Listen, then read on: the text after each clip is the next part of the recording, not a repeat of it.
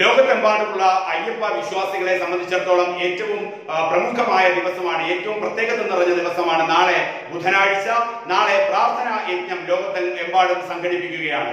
പ്രാർത്ഥനാ യജ്ഞം സംഘടിപ്പിക്കുമ്പോൾ രാവിലെ 9 മണി മുതൽ 10 മണി വരെ ശബരിമല സന്നിധിയുമായി ബന്ധപ്പെട്ട, ശബരിമല അയ്യപ്പനുമായി ബന്ധപ്പെട്ട് എല്ലാ വ്യക്തികളും അവരവരുടെ ക്ഷേത്രങ്ങളിൽ, അവരവരുടെ അടുത്തടുത്ത ക്ഷേത്രങ്ങളിൽ പൂജകളും അതോടൊപ്പം തന്നെ പ്രത്യേക പ്രാർത്ഥന കൂട്ടായ്മകളും സംഘടിപ്പിക്കണമെന്നാണ് ഇപ്പോൾ ആവശ്യം ഉയരുന്നത്. ഇതിന് കാരണമാകുന്നത് ശബരിമലയുമായി ബന്ധപ്പെട്ട റിവ്യൂ ഹർജികൾ നാളെ സുപ്രീം കോടതിയിൽ പരിഗണനയ്ക്ക് വരികയാണ്.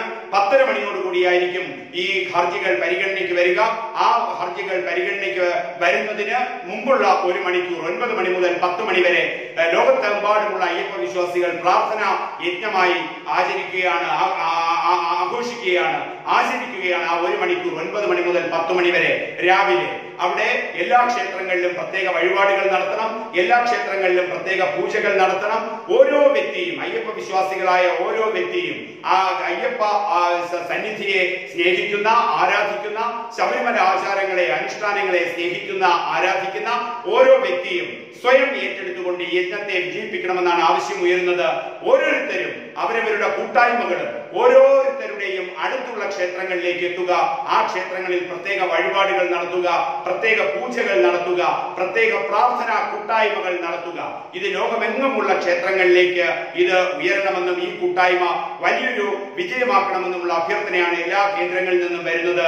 ഓരോ ക്ഷേത്രങ്ങളിലും പ്രത്യേക പ്രാർത്ഥനകളും പ്രത്യേക പൂജകളും പ്രത്യേക വഴിപാടുകളും നടത്തുന്നു. രാവിലെ 9-നും 10-നും ഇടയിൽ 1 മണിക്കൂർ, 9 മുതൽ രാവിലെ 10 മണി വരെ.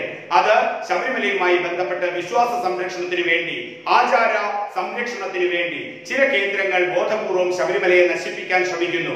അത് നിരീശ്വരവാദികളാണ്, കമ്മ്യൂണിസ്റ്റുകളാണ്. അവരുടെ തിന്മകൾക്കെതിരെ, അവരുടെ കെടുകാര്യസ്ഥതയ്ക്കെതിരെ, അവർ ഉയർത്തിവിടുന്ന കള്ളത്തിനെതിരെ ഹിന്ദു സമൂഹം ഒന്നിക്കണമെന്ന് ആഹ്വാനം ചെയ്തുകൊണ്ട്, അയ്യപ്പ വിശ്വാസികൾ ഒന്നിക്കണമെന്ന് ആഹ്വാനം ചെയ്തുകൊണ്ട് നാളെ രാവിലെ 9 മണി മുതൽ 10 മണി വരെ പ്രാർത്ഥനാ യജ്ഞം ലോകത്തെമ്പാടും ഒരു പ്രാർത്ഥനാ യജ്ഞം സംഘടിപ്പിക്കുന്നു.